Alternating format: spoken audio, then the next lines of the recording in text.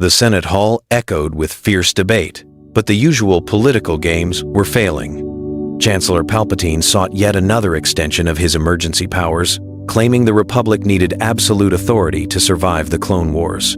But Senator Padme Amidala was ready. Armed with evidence of corporate war profiteering and military waste, she exposed how executive overreach was prolonging the conflict rather than ending it. Her speech moved key loyalist factions and neutral system delegates. Padme proposed a clear alternative: total peace, diplomatic transparency, and an immediate ceasefire. When the vote was called, the Senate delivered a shocking rebuke to Palpatine's administration. Padme Amidala was elected Supreme Chancellor, shattering the Dark Architect's quiet grip on the Republic. From his shadows, Palpatine watched his carefully laid plans unravel in a single afternoon. Padme moved quickly, stripping away wartime executive decrees and opening the Chancellery's financial records to public audit. In the Jedi Temple, Master Yoda felt a subtle shift in the Force. The blinding dark side fog was finally beginning to clear. Beside the new Chancellor, Anakin Skywalker stood as her official Jedi liaison. He was fiercely proud, yet deeply torn between his loyalty to his old mentor and his secret wife. Padme turned to him with a quiet determination in her eyes. The war would not be won on distant battlefields, but through brave dialogue. Yet, as Chancellor Amidala prepared her first official diplomatic address to the galaxy, deep within the lower levels of Coruscant, a hidden holonet terminal blinked to life. Darth Sidious began drafting a deadly countermove to reclaim control of his galaxy. Chancellor Amidala refused to let the military-industrial complex dictate the galaxy's future. Bypassing warhawks and corrupt defense contractors, she activated a secure communication relay directly to Mina Bonteri and moderate members of the Separatist Senate. Padme offered something Palpatine never would: genuine political legitimacy and fair trade concessions. Count Dooku was caught off guard. Forced by his own council to acknowledge the Chancellor's transparent offer, he had no choice but to agree to secret peace talks on the neutral world of Mandalore. For the first time in 3 long years, real peace was within reach. Anakin Skywalker personally escorted Padme's diplomatic team, his lightsaber ready to defend the woman he loved. Though skeptical of the Separatists, Anakin saw the genuine hope lighting up Padme's face. The diplomatic teams gathered in a secure facility, laying the groundwork for a binding ceasefire and mutual demilitarization. In his hidden lair on Coruscant, Palpatine seethed with cold fury. The Clone Wars were designed to wear down the Jedi and forge a galactic empire, not end in a negotiated treaty. If the Separatist Senate and Republic united in peace, his grand Sith plan would permanently collapse. Sidious opened a priority frequency to his most ruthless commander, General Grievous. The order was simple, brutal, and immediate: break the peace before it breaks the Sith. As Padme and the Separatist delegates reached a historic preliminary agreement, the warning sirens suddenly screamed across Mandalore's capital city. High above in the atmosphere, a fleet of unmarked Separatist warships exited hyperspace, weapons primed for target acquisition. The peace talks collapsed in panic as news broke of a massive, unprovoked assault on Coruscant. General Grievous led a fleet of dreadnoughts past the orbital defense grid, raining fire directly onto the Senate district. It was a devastating false flag operation, calculated by Darth Sidious to make the Separatists look entirely untrustworthy. On Mandalore, Padme refused to believe the Separatist delegates were responsible, but news holo feeds showed droid gunships striking civilian sectors, fueling public outrage. Warhawks in the Republic Senate immediately demanded an end to all diplomacy, calling for maximum military retaliation. Anakin rushed Padme back to the capital aboard a fast stealth ship, navigating through a sky filled with burning debris and falling cruiser hulls. Coruscant was ablaze, and the terror in the streets was palpable. Grievous's forces breached the Chancellery itself, sweeping through security divisions with terrifying precision. Padme stood firm in her command center, refusing to retreat to a deep bunker while civilians suffered. Anakin drew his lightsaber, cutting down wave after wave of commando droids to shield her from the onslaught. Yet, during the battle, Anakin noticed something deeply disturbing. The Separatist forces were utilizing classified Republic security codes to bypass the Capitol's inner defenses codes accessible only to the highest levels of the executive branch. As Grievous's forces mysteriously retreated back into hyperspace, leaving Coruscant battered and bleeding, Anakin held an encrypted data drive recovered from a fallen droid commander. The signature on the override command belonged to someone inside the Chancellery's private network, pointing toward a terrifying truth. While the Republic mourned, Anakin worked silently in the Chancellery Security Center.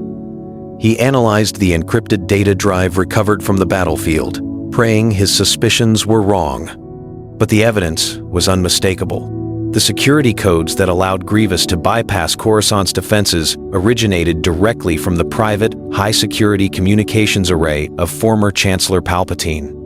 Anakin's world rocked on its axis.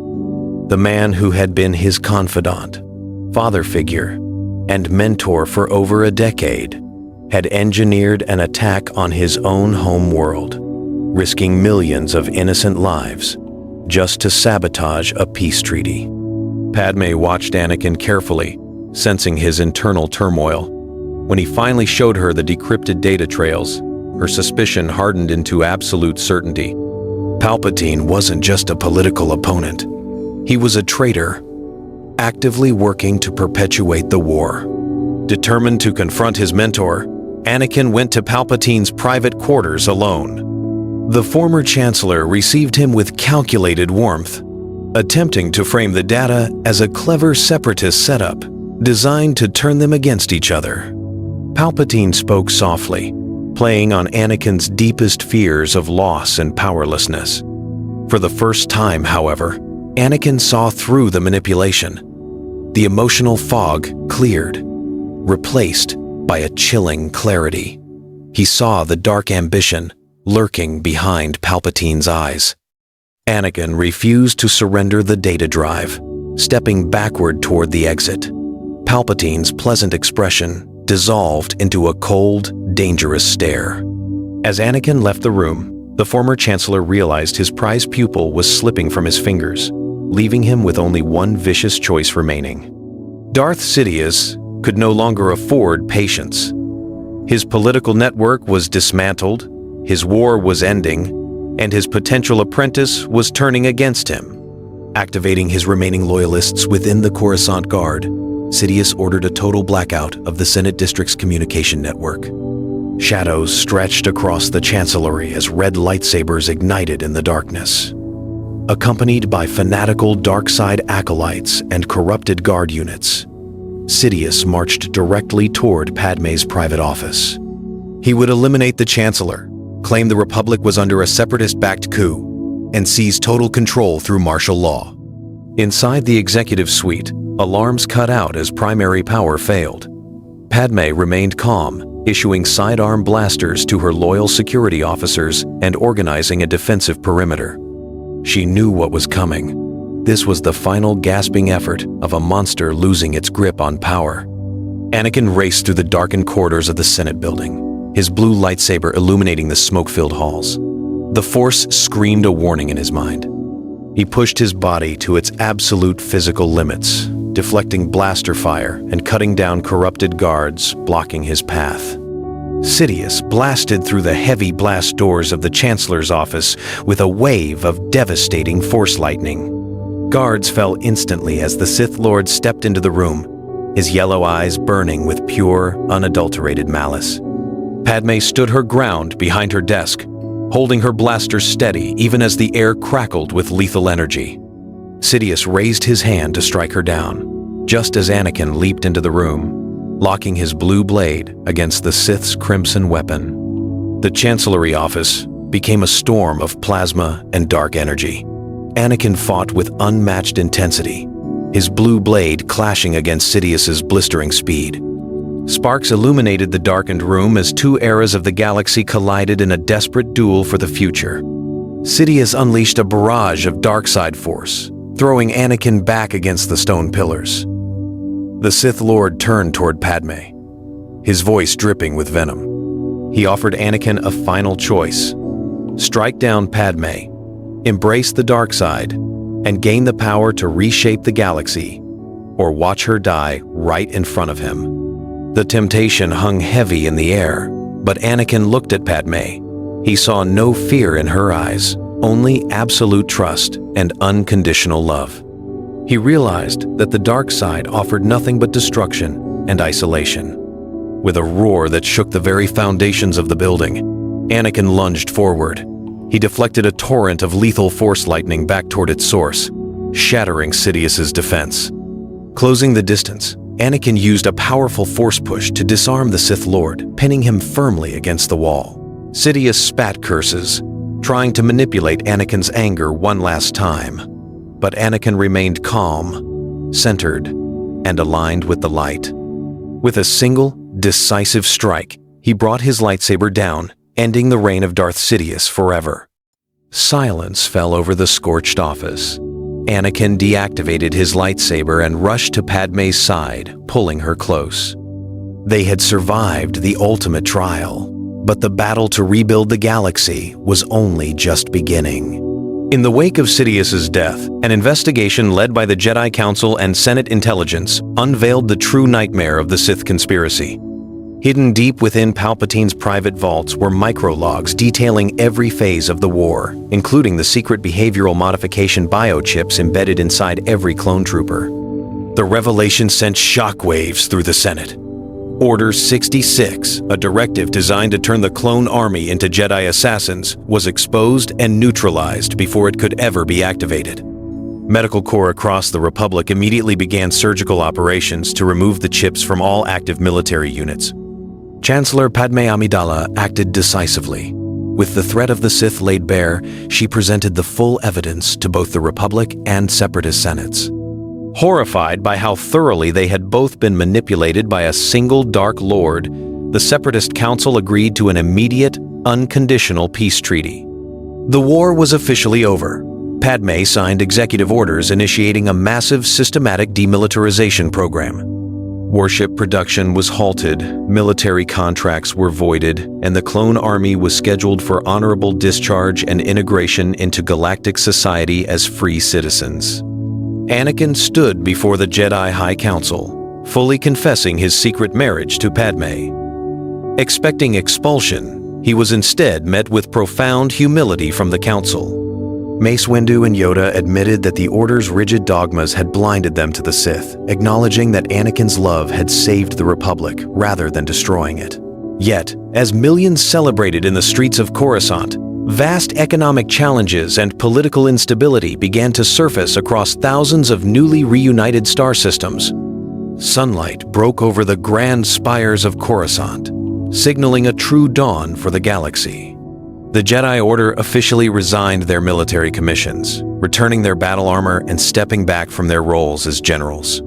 Under Yoda's guidance, the Jedi rededicated themselves to being true peacekeepers, scholars, and healers across the outer territories. Anakin Skywalker chose to step away from the Jedi Council, taking on a new role as a personal instructor for younglings while openly standing by Padme's side. For the first time in his life, he felt true inner peace, free from the dark whispers that had haunted his dreams for years. In the Senate Hall, Chancellor Amidala addressed a transformed galaxy. The path ahead was daunting. Millions of displaced war refugees needed homes, shattered planetary economies required rebuilding, and trust between star systems had to be painstakingly restored. But the Republic was no longer bound by fear or martial law. Padme introduced sweeping social reforms, directing military budgets toward education, infrastructure, and humanitarian aid. The military-industrial complex was dismantled, replaced by a true coalition of independent worlds working toward common prosperity. Standing on the balcony of the executive building, Padme and Anakin looked out over the glittering metropolis of Coruscant. Their twin children, Luke and Leia, would grow up in a galaxy free from the shadow of the Sith and the horrors of Imperial tyranny. It was a fragile, difficult peace, bought with incredible sacrifice. But as Padme took Anakin's hand, she knew the Republic finally had what it needed most to survive: hope, democracy, and a clear path toward the future.